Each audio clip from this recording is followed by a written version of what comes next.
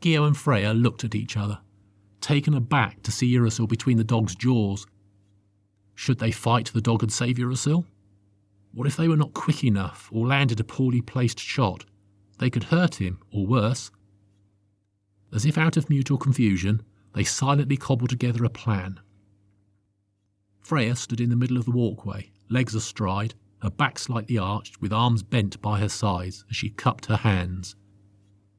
Pure white energy flowed up from her hands in tiny fountains before falling back into her palms.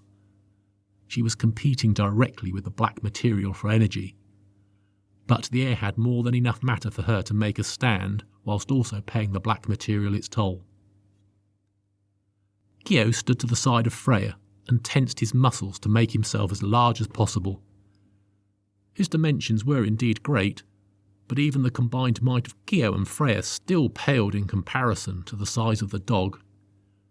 Its every muscle could be made out, even in the black surrounds of the castle, as it continued towards them. Urasil pulled his arms up to shield his face. Freya drew her hands back further still, drawing in so much energy from the surroundings that everything became much colder. Ice formed on the black material, and fog cascaded all around them.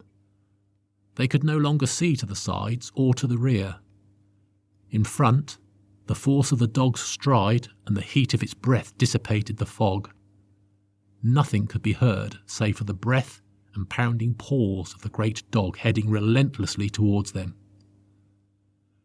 Freya had absorbed so much energy that Gio could barely convert anything himself. He looked down. Something was not right. Black material was supposed to be nigh on indestructible, but right where they were standing it looked war-torn, the smooth stone strewn with cracks and chips. Gio was sure that he did not want to meet whatever had the destructive power to do such a thing, but, for now, he was thankful for small mercies as the ice forming around them had caused a small crack to widen in the stone at his feet. Slamming his fist into the crack, Gio pulled up a shard of weakened black material. Grabbing it at either end, he stretched it with all his might.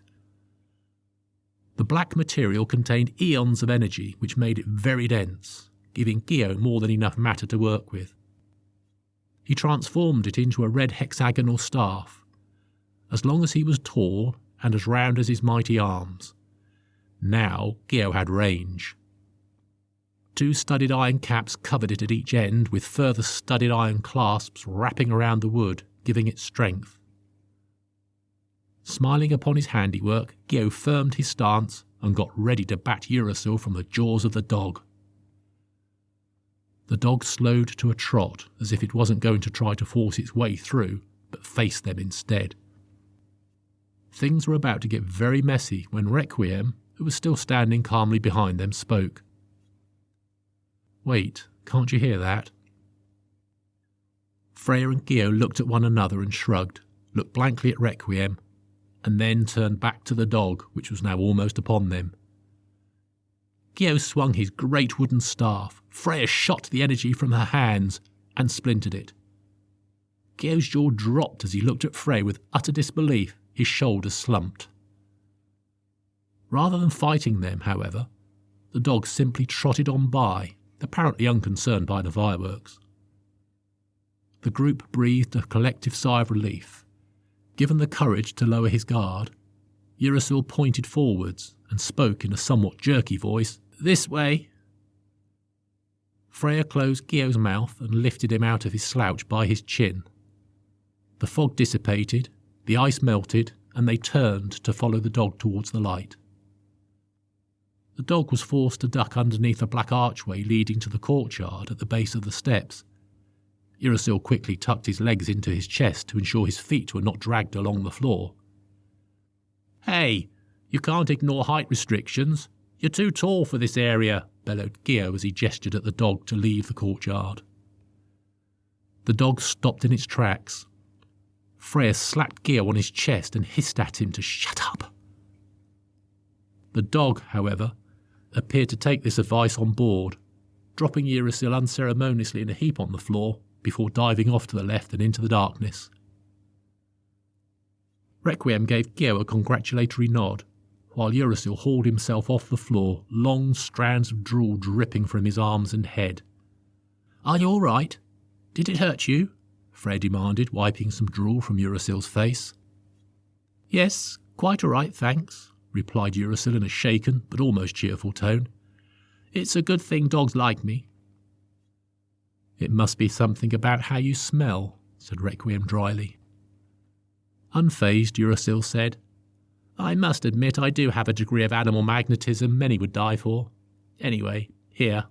Uracil rammed a hand into his pocket before thrusting it towards Requiem's face, splattering him in drool. "They don't deliver pizzas, but they seem to do a good line in goulash." For once, Requiem was speechless. He took the leaflet and read aloud as he wiped the drool from his brow. 21 years matured goat. Sounds tempting."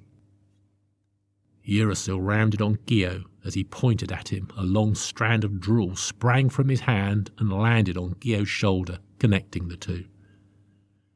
Uracil was determined to say his piece, and no mucus mayhem was going to stop him. "And you! I know what you were going to do.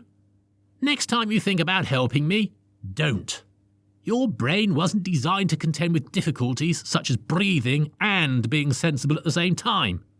I mean, what were you thinking?" said Uracil angrily, wagging not only his finger, but his whole arm as he lambasted Gio, all the time spraying drool everywhere. "I mean, hitting me with a giant wooden club? Call me traditional, but a fractured skull is not what I want from a rescue, thank you very much.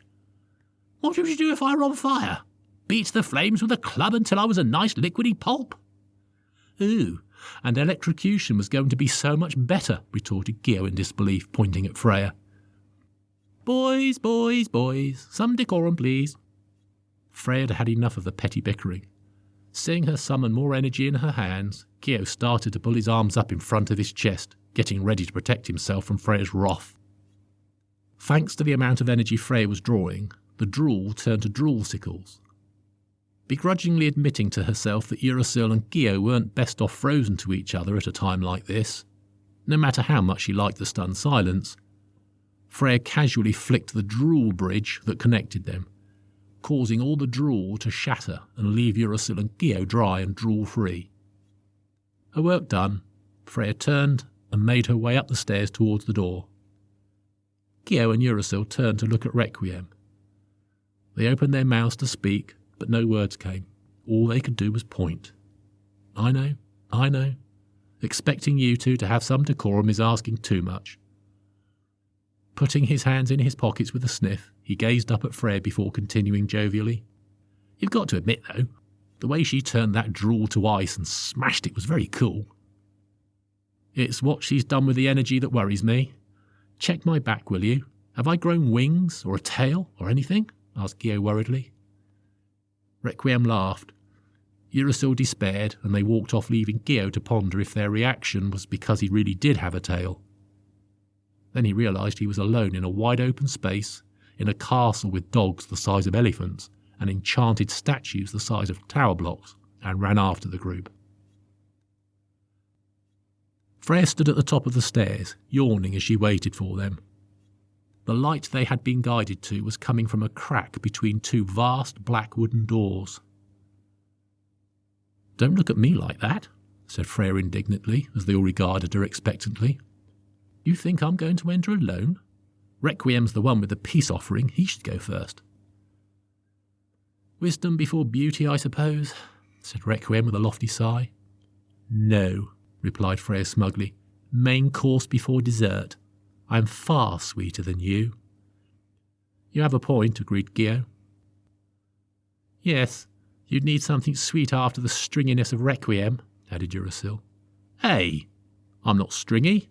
I just have compound muscles. I bet it's rich in iron. I'm sure they'd love it. Me. What am I saying? Gio, you're the largest. You go first, and perhaps you'll fill them up." Giving Freya a sly sideways glance, Requiem added acidly, "Although hopefully they'll have room for dessert." Before Gio could respond, the great doors flung back and a gust of wind drew them into the entrance. They all stood there, awestruck. The inside of the castle could not have been more different to its grounds. It was opulent, beautiful and entrancing. It was as if all the greatest artists, architects, jewellers and designers had come together to make the ultimate statement in grandeur. Freya took the first tentative steps forwards, looking down at the floor of pure gold. She would have struck the centrepiece, a cup of black material holding a ball of red marble the size of a desk spinning in water, if she hadn't noticed her own lustful gaze reflected in the tiles. Urasil, less concerned with gold, was absorbed by the Renaissance art on the wood-panelled walls. He went to touch one, not believing what he was seeing, but as he reached up the full height of the room drew his attention, and he strained to see the ceiling held aloft by white marble pillars. He squinted to work out what was above them. At first he thought it was sculpture, but as he leaned from left to right he realised that it was yet more amazing art, this particular work giving the illusion of being a three-dimensional sculpture of cherubs. Requiem and Gio had yet to move. They were both staring beyond the spinning marble at a swooping and intricate staircase, wide enough to parallel park 2 large cars on any step, made of a black wood almost as dark as the stone of the building. The rich red carpet upon each step looked as though it had never been walked upon, with balustrades of swirling red crystal that looked equally untouched and exuberant. The main staircase split into 2 and spiralled off, making a large red Y shape at the back of the entrance hall. However, this statement wasn't what was captivating the attention of Requiem and, in particular, Gio. It was the woman standing elegantly on the landing between the split staircases. Her tall, slim frame, long legs and graceful arms captivated even Urasil, who had also now laid eyes upon her as she placed a delicate hand on the banister. Her tight-fitting, all-in-one white lace outfit had large V cutouts at the front and back which dove all the way down to her navel, leaving little to the imagination as she sauntered down to the next step. The only loose part of the outfit was a bit of lace draped over her hands, covering her elegant fingers as she caressed the black banister. With her free hand, she drew back her long, deep burgundy hair to reveal her fiery eyes as she gave a flirtatious chuckle. Gio was dribbling almost as much as the dog had been earlier, while Urasil didn't quite know where to look and shone red with embarrassment. Requiem, as ever, kept his cool, whilst Freya looked thoroughly displeased by the whole affair. Gio started to make his way across the hall, mouth still agape. He got as far as the spinning marble ball when a sharp and authoritative voice rang out. "One more step, Akatsuki, and I'll let Odin tear you in 2.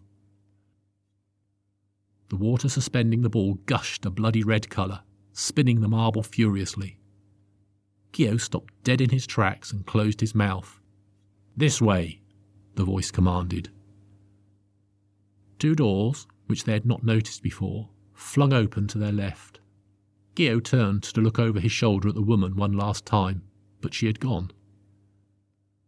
Requiem sidled up to Gio and whispered casually, "That is no doubt Talis's wife, and from what I understand, he is very serious about letting that giant dog have you for supper. So why don't you listen to your stomach instead of any other part of your biology, and let's have some tea." Requiem had trouble keeping up with Gio as he blazed a trail to the open doors at the word food. Once through, the floor-to-ceiling doors closed behind them and morphed back into a wall containing great works of art.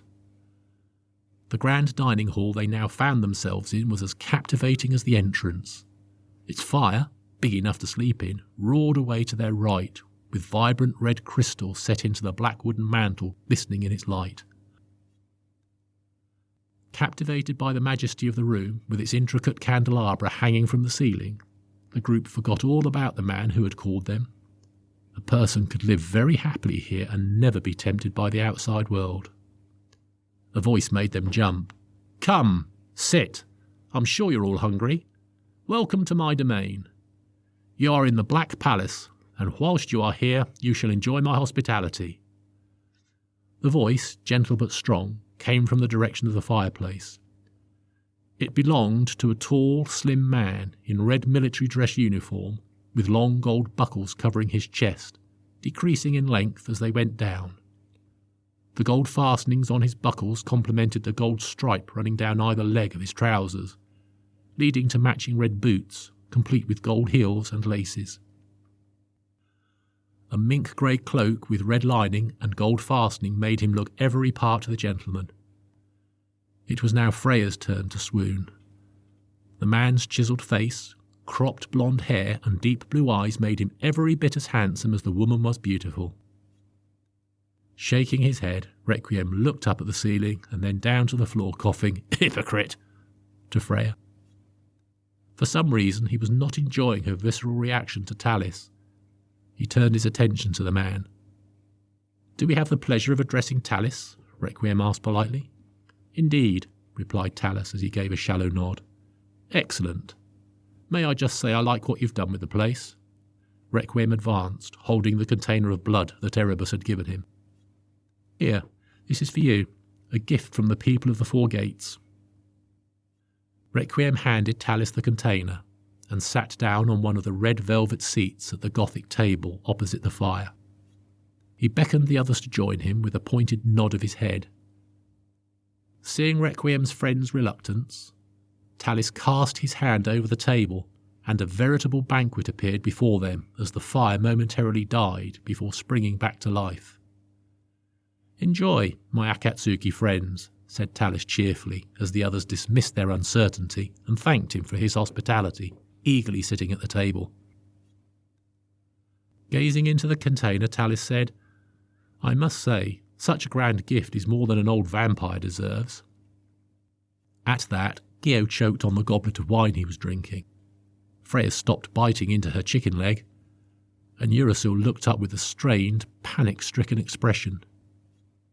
Requiem turned to them. "Did I not tell you?" Putting the back of his hand to his forehead, Requiem leaned back and continued in mock sincerity, "Darn this rotten memory of mine." Much as they wanted to take Requiem to task, they thought it best not to upset Talis. Gio coped by turning his attentions to the food, whilst Freya continued to stare at Talis. Urasil just sat there not knowing what to do for the best.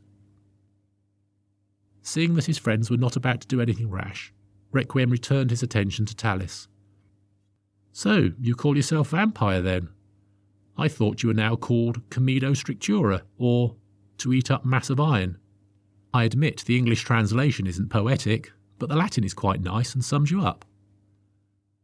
Talis flicked his cloak out from under him and sat down with a stern look in his eyes.